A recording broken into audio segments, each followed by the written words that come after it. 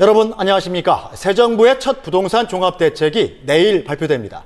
거래 활성화와 서민 주거복지가 핵심인데 대책의 강도가 예상보다 높을 것 같습니다. 송욱 기자가 보도합니다. 정부는 우선 미분양 주택과 신축 주택의 양도세를 한시적으로 감면해주는 방안을 유력하게 검토 중입니다. 오는 6월까지 연장된 취득세 감면 기간을 다시 올해 말까지 추가 연장하는 방안도 논의 중입니다. 전용 85제곱미터 이하 주택을 생애 최초로 구입하는 실수요자에 대해 올해 말까지 취득세를 면제해줄 계획입니다.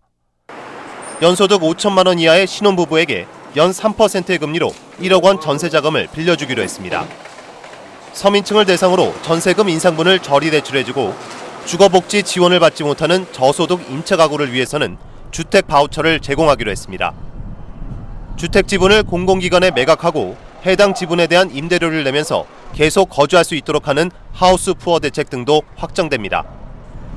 이번 부동산 대책은 경제 회복과 일자리 창출을 위한 경기 부양 성격이 강해 예상보다 강도 높은 수준이 될 걸로 점쳐지고 있습니다. 하지만 도덕적 해이를 우려하는 목소리도 적지 않습니다. 지분 매입제라든가 이런 얘기가 나오면서 연체율이 급등하고 있습니다. 그건 뭔가 하면 앞으로 정책이 나오면 난 돈을 안 내도 된다, 또는 뭐 정리가 돼서 이율이 낮아진다라든가. DTI와 LTV 등 금융규제 완화는 심각한 가계빚 문제를 고려해 이번 대책에서 빠질 걸로 보입니다. SBS 송욱입니다. 북한이 어제 개성공단을 폐쇄할 수도 있다고 위협하면서 입주업체들이 불안해하고 있습니다.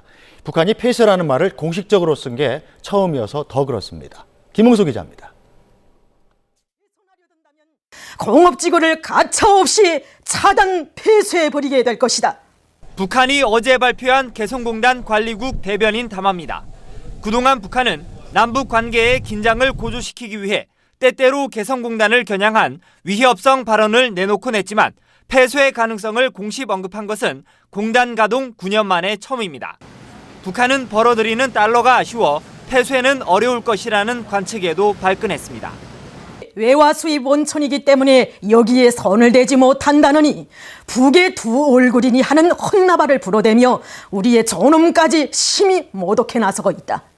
자존심을 건드리면 돈 생각 안 하고 공단을 닫겠다는 엄포입니다. 그래도 전문가들 사이에서는 북한이 공단 폐쇄를 실행에 옮기기는 쉽지 않을 것이라는 분석이 우세합니다. 실질적으로는 김정일 위원장의 유언 사업이고 또 북측 노동자들과 가족들의 생계 수단이기 때문에 쉽게 폐쇄하지 못할 것으로 전망합니다. 하지만 개성공단 입주 업체들의 불안감은 커지고 있습니다. 개성공업지구의 발전과 남북 관계 발전을 위하여 소모적인 정치적인 논쟁을 자제해달라는 것입니다. 입주 업체들은 북한이 공단 폐쇄 가능성을 언급한 이후 첫 출입경이 이루어질 내일 북한 측이 어떤 태도를 보일지를 주목하고 있습니다. SBS 김웅수입니다. 경찰이 이른바 성접대 의혹의 무대가 된 강원도의 호화별장을 압수수색했습니다. 수사에 착수한 지 벌써 2주나 지났는데 어떤 증거를 발견할 수 있을지가 관심입니다. 권지훈 기자입니다. 오늘날 경찰은 6개 동으로 이뤄진 강원도 원주의 호화별장을 순차적으로 압수수색했습니다. 성접대 장소로 지목된 별장은 전체 면적만 7,000제곱미터, 수영장과 정자를 비롯해 영화관과 찜질방도 갖춰 안팎이 호화롭게 꾸며져 있습니다. 압수수색의 목적은 화질이 흐려 등장인물을 특정하지 못한 성접대 동영상의 원본 파일 확보였습니다. 현재 경찰이 가진 동영상은 컴퓨터 화면을 휴대전화로 찍은 겁니다. 경찰은 또 동영상의 배경이 별장 내부와 일치하는지 확인했습니다. 마약류가 사용됐다는 의혹을 확인하기 위해 마약견도 투입했습니다. 그러나 뒷북 압수수색이란 비난도 일고 있습니다. 수사 착수 2주만이라 증거를 없앨 시간이 충분했기 때문입니다. 경찰은 관련자 진술을 확보한 뒤 최대한 빨리 진행한 압수수색이라고 강조했습니다. 경찰은 압수물 분석이 끝나는 대로 건설업자 윤 씨를 소환하고 동영상 원본 파일 등 증거 확보를 위한 또 다른 강제 수사를 검토하고 있습니다. SBS 권지윤입니다. 요즘엔 식품도 인터넷 오픈마켓이나 구매 대행 사이트를 통해서 많이들 사죠. 지금까지는 불량식품 팔아도 제재할 법이 없었는데 앞으로는 달라집니다. 김태훈 기자입니다. 지난해 2월 일부 농산물 판매업자들이 마늘과 상황버섯 등의 효능을 과장해 팔아오다 적발됐습니다. 거래가 이루어진 곳은 국내 주요 오픈마켓이었습니다. 하지만 오픈마켓은 광고 삭제 명령만 받았을 뿐 식품 당국의 제재를 받지는 않았습니다. 인터넷을 통한 식품 거래가 늘고 있지만 관련법에 책임을 물을 근거가 없기 때문입니다. 식품의약품안전처는 올해 안에 식품위생법령에 식품 판매 중개업 항목을 신설해 오픈마켓과 구매 대행 사이트 같은 인터넷 중개 사이트를 포함시킬 계획입니다. 식품 중개 사이트에 대해 식품 안전에 대한 의무와 부정불량 식품 거래에 대한 책임을 지우는 것입니다. 예를 들어 주문만 대행하는 구매 대행 사이트가 해외 식품을 국내 반입할 경우 제품 안전성 검사를 의무화하는 겁니다. 식품에 대한 위생 수준의 향상과 식품의 허위 과대 광고가 현격히 줄어들 것을 기대하고 있습니다. 식약처는 올 상반기 안에 개정안을 확정할 계획입니다. 하지만 중개 사이트가 판매업체의 불량식품 판매까지 감시한다는 건 현실적으로 어렵다는 의견도 만만치 않아 실제 시행까지 상당한 진통이 예상됩니다. SBS 김태훈입니다. 흐리고 빗방울 뿌렸던 어제와 달리 오늘 날씨가 참 좋았습니다. 멀리 가지 않아도 주변에서 봄을 느낄 수 있었죠. 노동규 기자가 둘러봤습니다. 3월 마지막 날 하늘은 쾌청했습니다. 나들이 나선 시민들로 남산은 북적였습니다.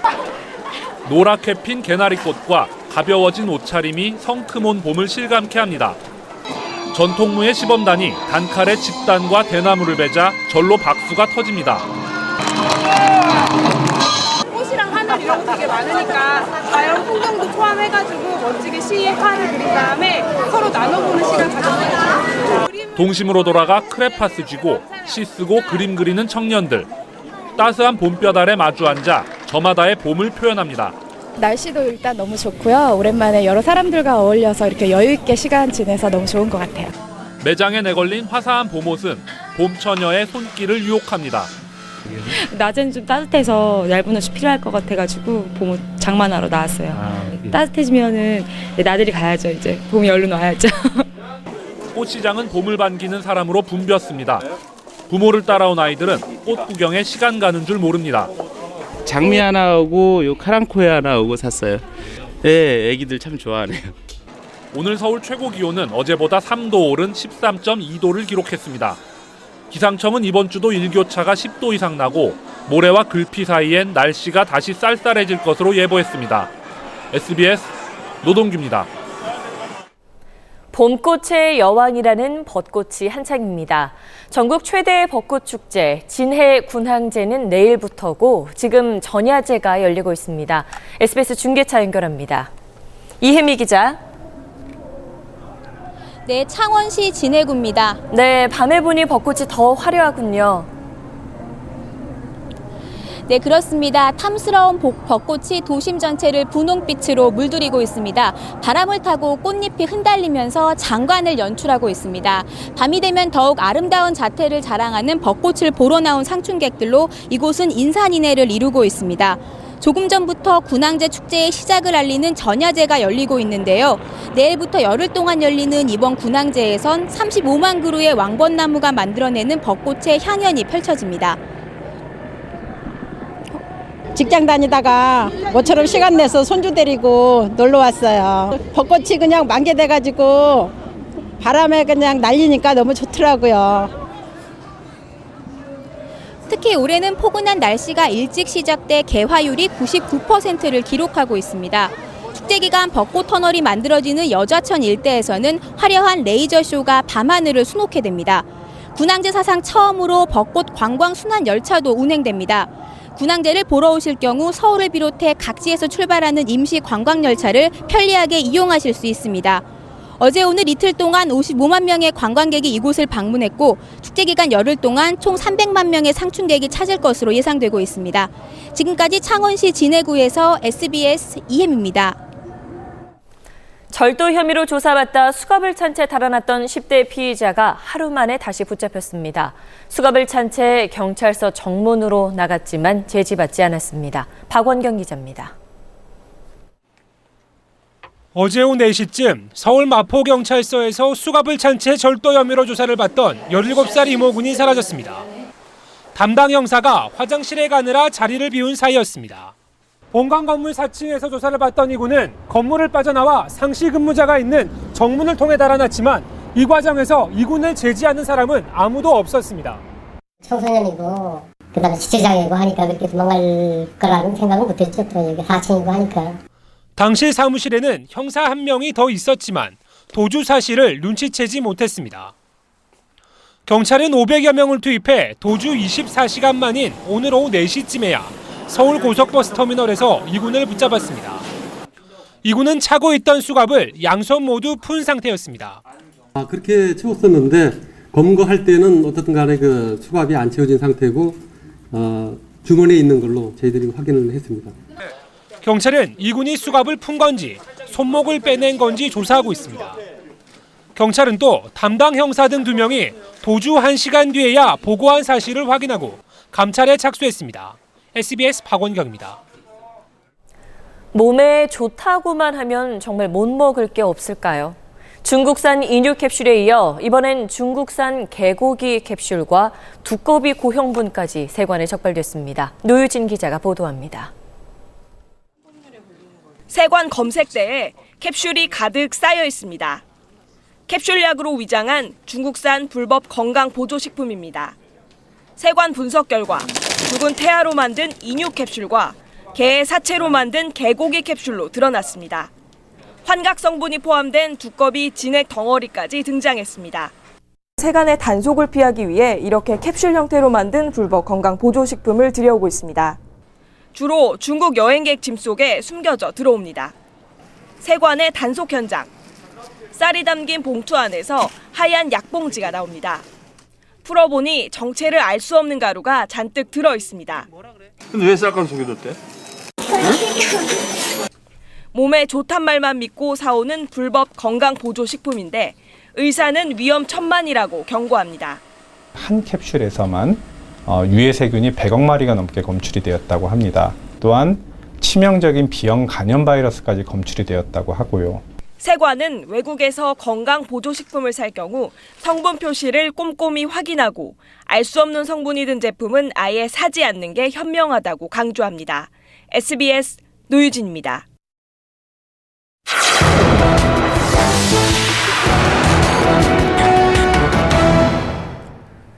세탁기 거의 매일 쓰긴 하는데 안쪽이 어떤지 혹시 살펴본 적 있으십니까? 이 안쪽을 한번 뜯어봤더니 이게 과연 빨래하는 기계인가 싶을 만큼 더러웠습니다. 이 곰팡이에 진드기까지 살고 있었습니다. 이호건 기자입니다. 다용도실 한쪽을 차지하고 있는 세탁기. 드럼은 기본, 은난로에 항균, 살균 기능을 갖춘 것도 많습니다. 하지만 무조건 안심할 순 없습니다. 전문 청소업체와 함께 세탁기를 분해해 내부를 살펴보겠습니다. 드럼 하단 부분, 검은색 이물질이 덩어리로 뭉쳐 붙어 있습니다. 원래 이 색깔인데 지금 색깔들이 다 이래요. 드럼이 붙어 있던 본체에는 이물질과 때가 거미줄처럼 얽혔습니다. 일반 세탁기도 마찬가지. 역시 내부에선 검은색 덩어리가 미역 줄기처럼 나옵니다. 세제에 의한 찌꺼기에 의해서 이런 곰팡이라든가 이물질이 이렇게 생기게 되어 있습니다. 겉으면 깨끗해서 별 이상이 없을 줄 알았는데 그렇죠. 뜯어놓고 보니까 생각보다 너무 지저분하네. 근데 그런 세탁기에 날마다 가족들 옷을 빨았다는 게 조금 더 가족들한테 미안하고요. 세탁기에서 나온 이물질을 민간 연구소에 맡겨 배양했습니다. 곧 푸르스름한 빛을 띠는 곰팡이가 가득 생깁니다. 알레르기성 피부염이나 천식 등을 일으키는 클라도스포륨이란 곰팡이입니다. 하지만 더 큰 문제는 진드기입니다. 엄지손가락만한 세탁기 이물질에서 생긴 진드기만 수십여 마리. 섬유 속 사람 각질이나 곰팡이를 먹고 번식한 겁니다. 역시 알레르기 등을 일으킬 수 있습니다.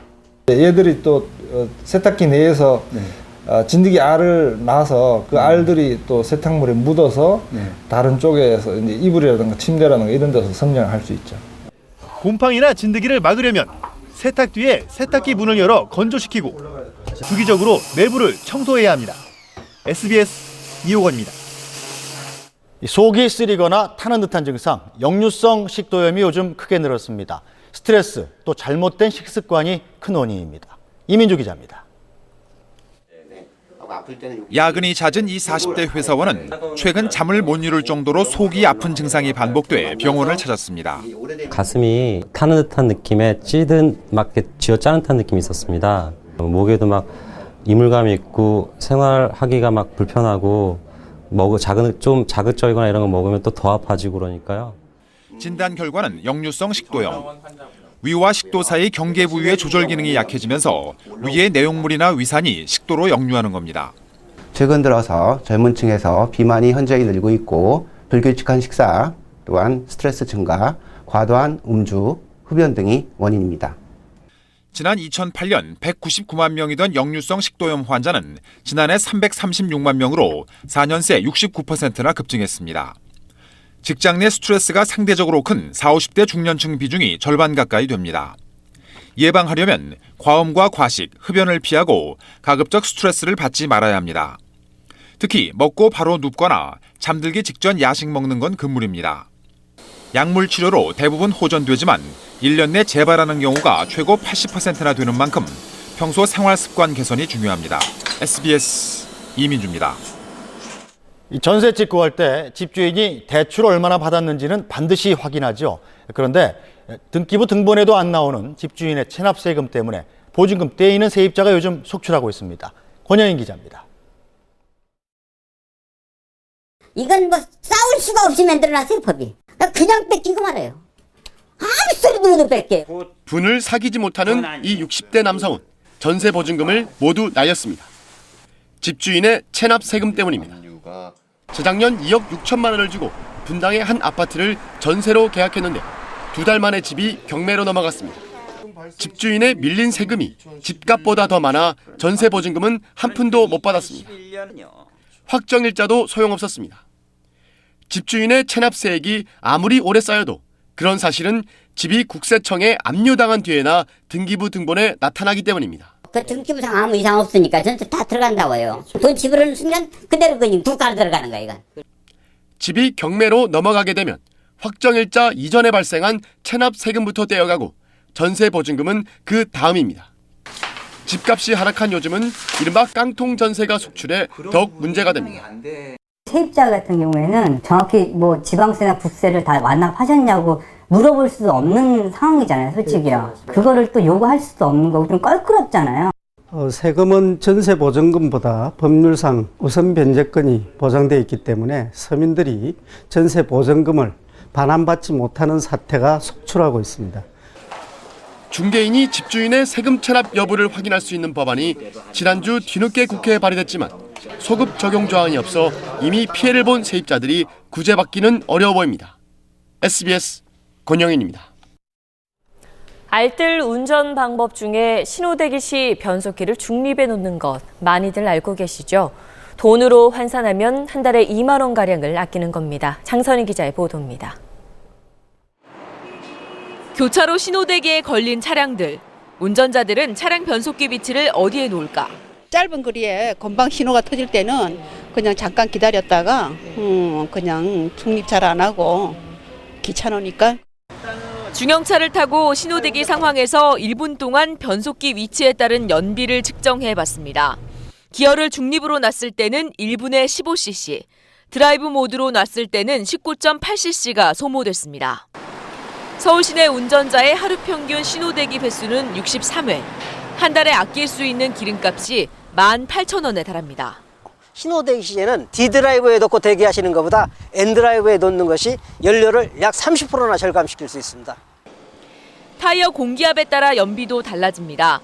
공기압이 10% 감소할 때마다 연비는 1.5% 떨어졌습니다. 타이어 공기압은 자연 상태에서 매달 3%씩 감소하는 점을 고려하면 공기압 점검을 안 하면 한 달에 6,000원을 낭비하는 꼴이 되는 겁니다. 또 탑승자 한 명이 늘어날수록 2%씩 연비가 떨어지는 것으로 나타났습니다. 때문에 트렁크에 불필요한 짐을 줄여 30kg만 줄여도 한 달에 기름값 2,250원을 줄일 수 있습니다. SBS 장선입니다. 이맘때면 강원도 동강변에 세계적인 희귀종인 동강 할미꽃이 피어납니다. 절벽 바위 사이로 보랏빛 꽃이 참 예쁜데 보러 오는 사람들이 꽃을 가만두질 않습니다. 조재근 기자가 취재했습니다. 굽이치는 강물이 산줄기를 휘감은 정선의 동강변. 가파른 절벽 위에 보라색 꽃들이 화사하게 피었습니다. 한국 특산종인 동강할미꽃입니다. 때를 맞춰 찾아온 관광객들. 카메라를 들고 절벽을 오르는 아슬아슬한 장면이 곳곳에서 연출됩니다.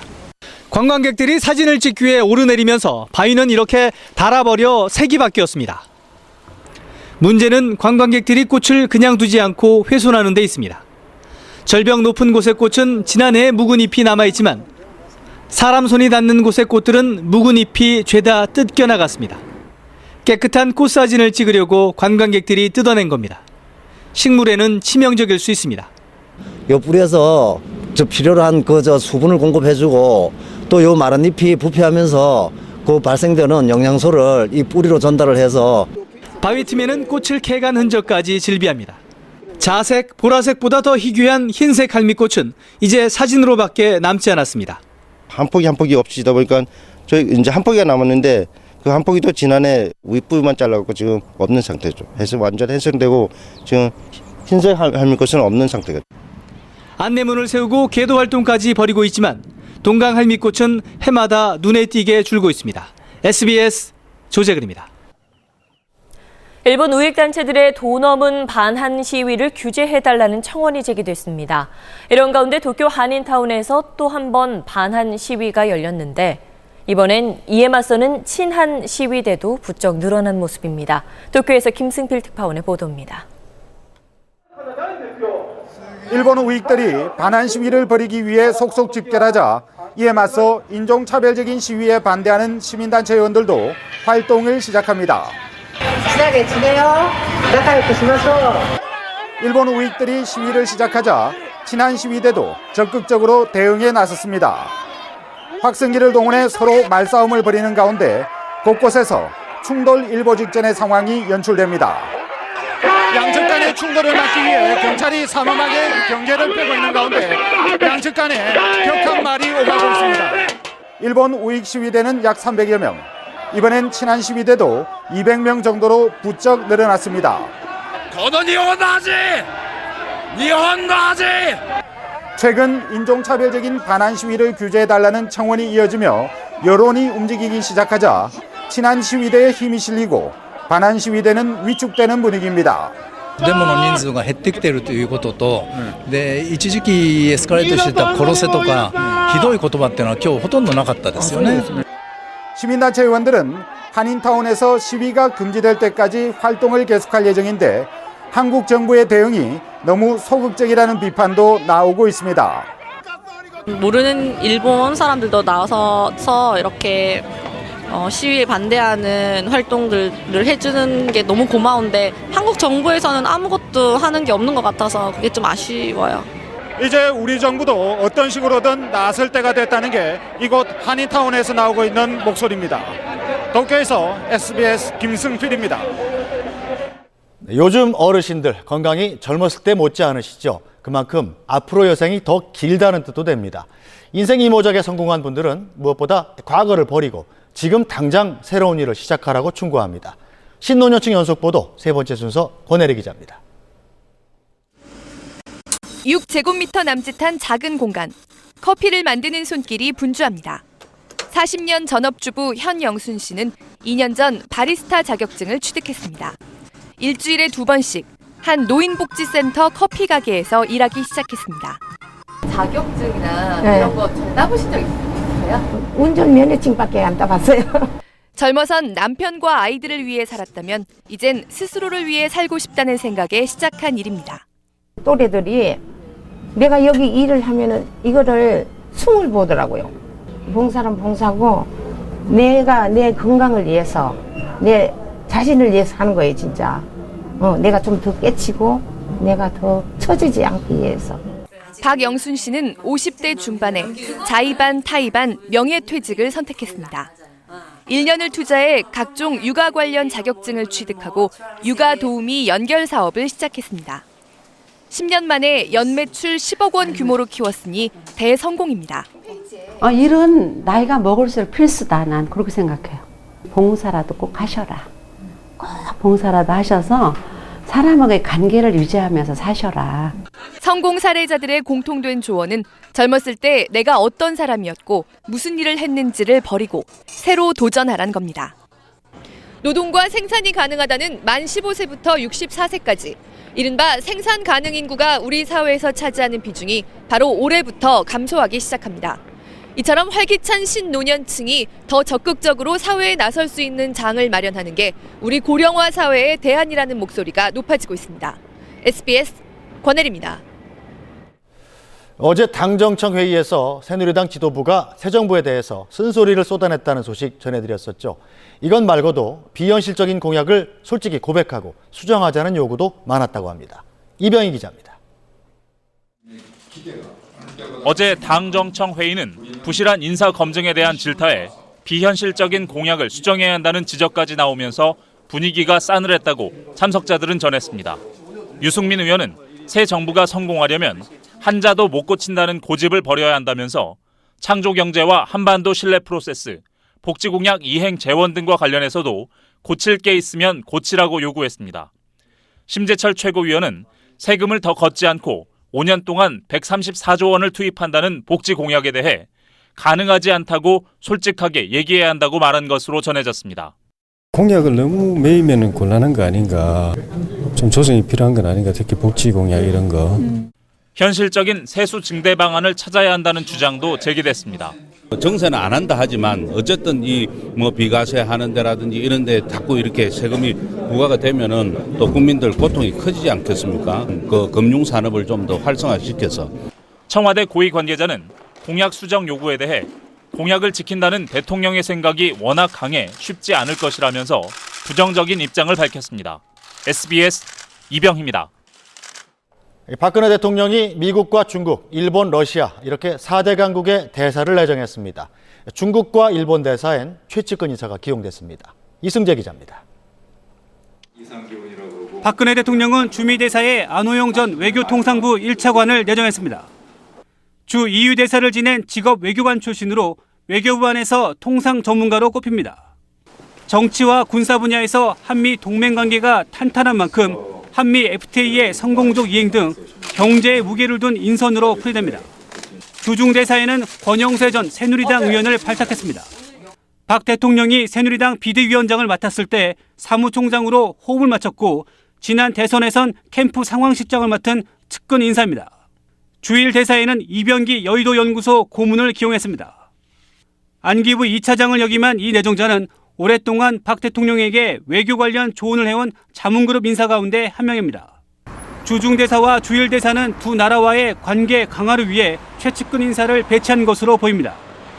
육자회담 우리 측 대표를 지내 북핵 전문가로 꼽히는 위성락 주 러시아 대사와 역시 북핵 전문가로 다자 외교 경험이 많은 김숙 주 유엔 대표부 대사는 유임됐습니다.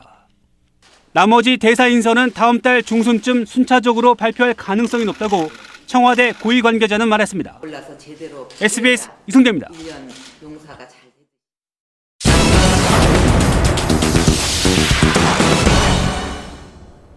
지난해부터 입양 특례법이 시행됐습니다. 아이가 호적에 올라 있을 때만 입양을 가능하게 한 법입니다.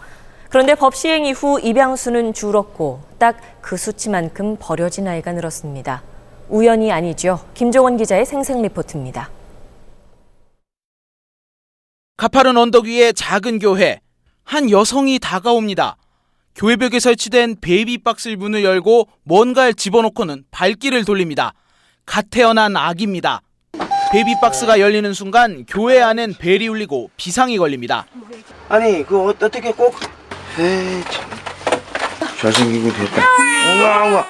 지난해부턴 벨이 시도 때도 없이 울려댑니다. 네, 새벽이건 아직은 아이가 베이비박스 들어오면 이렇게 소리가 나는 거죠. 응? 이 소리가 날 때마다 어떻게 했어요? 가슴이 철렁철렁하죠. 태어나자마자 버려져 엄마가 뭔지도 모르는 아이들은 낯선 취재진에게도 안기고 매달려 재롱을 떱니다. 이나마도 올해는 석 달 새 벌써 60명 가까운 아이들이 버려지면서 교회 측이 다 감당을 못해 갓난아기들이 인근 시설로 보내지고 있습니다. 혹시 감염성 없죠? 취재더라도 감기 걸리. 생후 3주 갓난아기부터 100일 된 아기까지 이 보육원은 올해 처음으로 이런 영화를 그것도 8명이나 받았습니다. 전에는 아까 말씀드린 애기 들어온 적이 없어요. 지금 저 애들은 거의 다 애기잖아요. 이건 다 미혼모들이 다 버린. 미혼모들이 남긴 편지엔 입양특례법에 대한 원망이 가득합니다. 호적에 올릴 수 없는 현실인데 호적에 올리질 않으면 입양을 못하게 한 법. 누구를 위한 법이냐고 반문합니다. 보건복지부가 조사해보니 입양특례법이 시행된 지난 한 해 버려진 아기는 27% 늘었고 입양된 아기는 딱 이만큼인 24%가 줄었습니다. 호적에 올려야 입양이 가능케 한 입양특례법 탓이란 지적이 일면서 국회는 법 개정 논의를 시작했습니다. 법이 현실을 외면하면 어떤 부작용이 나오는지 실감나는 현실입니다. SBS 김종원입니다. 지금 미국인들은 과거 노예제를 어떻게 생각할까요? 이제 흑인 노예는 없지만 미국 사회에서 인종차별 이슈는 여전히 뜨겁습니다. 헐리우드의 두 거장이 영화로 생각할 거리를 던져줍니다. 류란 기자입니다. 황야를 배경으로 인디언과 싸우는 백인 총잡이. 미국 서부 영화는 원주민 학살로 이루어진 자신들의 개척사를 정당화하기 일쑤였습니다. 그랬던 서부 영화의 주인공이 흑인 노예로 바뀌었습니다. 백인들의 놀이기가 된 아내를 구하기 위해 사투를 벌이는 주인공. Broomhilda is my property, and I can choose to do with my property whatever I so desire. 살육과 폭력으로 얼룩졌던 역사를 솔직하게 드러냅니다.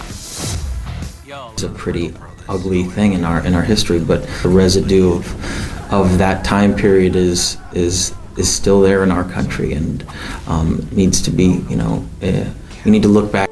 남북 전쟁 막바지. 전쟁에서 이겨도 수정헌법 통과 없이는 노예제 폐지를 장담하기 어려운 상황. 대통령은 야당 의원을 회유하고 협박과 거짓말도 불사합니다. We're offering patronage jobs to the Dems who vote yes. Congressman, come cheap, few $1,000 will buy you all you need. 노예제 폐지는 남북 전쟁과 함께 치열했던 정치적 협상의 산물이자 미국 민주주의가 성취한 위협으로 그려집니다. 두 영화 모두 지난해 오바마 대통령이 재선에 도전한 시점에 개봉돼 큰 반향을 이끌었습니다. 미국이 안고 있는 그런 상처 아니면 치부들을 가져와서 어떻게 하면 좀 더 그 갈등을 치유할 수 있을까? 최고의 인권 국가라 자부하는 미국 역사의 오점으로 남을 노예제. 영화는 그 치부를 과감히 드러내고 상처를 봉합하려는 노력을 보여줍니다. SBS 유란입니다. 미국 애틀란타에서 사상 최악의 성적 조작 사건이 적발됐습니다. 교사와 교장, 교육감까지 수십 명이 10년 넘게 벌여온 일입니다. 서경채 기자가 보도합니다. 미국 초중등 학생이 치르는 일제고사인 학력평가시험. 시험 시간에 부정을 감시해야 할 교사들이 오히려 학생들에게 정답을 알려주거나 답안지를 나중에 고치기까지 했습니다. 애틀란타 국립학교의 80%인 44개 학교에서 2001년부터 10년 동안 벌어진 일입니다. 검찰은 부정에 가담한 혐의로 베벌리홀 전 교육감과 6명의 교장 등 35명을 기소하고 전원 구치소에 수감하기로 했습니다. Grand jury has returned an indictment, one indictment that contains 65 counts. 자메이카 이민자 출신인 홀 전 교육감은 2009년 올해의 교육감에 선정될 정도로 교육개혁가로 명성을 누렸지만 유죄가 인정되면 징역 45년을 선고받아 여생을 교도소에서 보내야 합니다. 이번 사건은 조지 W. 부시 행정부가 도입한 낙제 학생 방지 정책과 연관돼 있다는 분석입니다. 학생들의 성적을 올리면 학교는 보조금을 더 받고 교사도 최대 2만 5천 달러의 상여금을 챙길 수 있지만 성적이 떨어지면 학교가 폐쇄되기도 해 교사들의 압박이 상당했다는 겁니다. 실제로 다른 곳에서도 교사들의 성적 조작이 드러나면서 성과 위주의 낙제 학생 방지 정책 자체가 유명무실화됐습니다. SBS 서경채입니다. 프로야구에서 롯데가 이틀 연속 9회 말 끝내기로 한화를 눌렀습니다. LG와 두산도 2연승을 달렸습니다. 주영민 기자입니다. 롯데는 2대0으로 뒤지던 6회 말 한화의 실책성 플레이로 추격에 나섰습니다. 조성환의 내야 안타를 시작으로 연속 3안타로 한 점 따라붙었습니다. 계속된 만루 기회에서 내야 높이 뜬 타구가 행운의 안타로 이어지며 동점을 만들었습니다. 그리고 연속 3안타로 6회에만 5점을 뽑아 역전을 시켰습니다. 8회부터 드라마였습니다. 한화가 8회 2점, 9회 1점을 못해 기어이 균형을 맞췄습니다. 그야말로 간발의 차로 만든 극적인 동점이었습니다. 하지만 9회 말의 주인공은 오늘도 롯데였습니다. 연속 볼넷에 이어 손아섭이 큼지막한 끝내기 안타로 경기를 마무리했습니다. 롯데는 사상 처음으로 개막 2연전을 모두 끝내기로 장식했습니다. 넥센은 지난해 MVP 박병호의 시즌 첫 홈런을 앞세워 기아의 어제 패배를 소력했습니다. 박병호는 첫 타석에서 서재영을 상대로 좌중간 담장을 넘겼고 6회 3볼 상황에서는 빠지는 볼까지 따라가서 받아쳐 기어이 타점을 추가했습니다. 첫 도루까지 전천후 활약을 펼쳤습니다. 넥센 선발 김병현은 6회 투아웃까지 2실점해 고향 광주에서 첫 승을 신고했습니다. LG는 SK에 이틀 연속 역전승을 거뒀습니다. 이적생 현재윤이 홈런을 터뜨렸고 선발 오규민이 6회 투아웃까지 1실점 호투로 승리를 이끌었습니다. 두산은 선발 전원 안타를 기록하며 또 삼성을 완파했습니다. 거액 FA 홍성훈이 2안타 3타점으로 몸값을 냈습니다. 광주구장이 이틀 연속 매진된 가운데 연이은 명승부가 2013년 프로야구의 시작을 뜨겁게 달궜습니다. SBS 주영문입니다. 지난 화요일 월드컵 최종 예선을 마치고 잉글랜드로 돌아간 기성용 선수가 멋진 어시스트를 기록했습니다. 이영주 기자입니다. 기성용은 후반 교체 투입된 지 15분 만에 정확한 코너킥으로 어시스트를 기록했습니다. 살짝 휘면서 미추의 머리에 정확하게 연결됐습니다. 70일 만에 기록한 시즌 4호 도움입니다. 스완지 시티는 토트넘에 2대1로 져 리그 3연패에 빠졌습니다. 팀은 졌어도 기성용은 팀 수준을 높였다는 평가와 함께 평점 7점을 받았습니다. 독일 아우크스부르크 지동원은 골대 부른에 땅을 쳤습니다. 오른발로 강하게 감아찬 슛이 골대를 튕겼습니다. 손흥민이 선발 출전한 함부르크는 선두 바이에른 뮌헨에 9대2 대패를 당했습니다. 초반부터 수비가 무너져 전반에만 5골을 내줬습니다. 7골 차는 올 시즌 최다골 차입니다. 스페인 셀타비고의 박주영은 바르셀로나전에서 선제골에 디딤돌을 놓았습니다. 전반 37분 박주영의 패스가 올레라나의 발을 거쳐 나초 인사의 골로 연결됐습니다. 바르셀로나 메시는 후반 28분 43호 골을 터뜨려 리그 19경기 연속골과 함께 전구단 상대 득점 기록을 세웠습니다. 프로축구에서는 울산이 강원을 3대0으로 꺾고 2연승을 달렸고 대전은 인천에 2대1로 이겼습니다. 인천의 이천수는 4년 만에 K리그에 돌아왔는데 공격 포인트는 올리지 못했습니다. SBS 이영주입니다.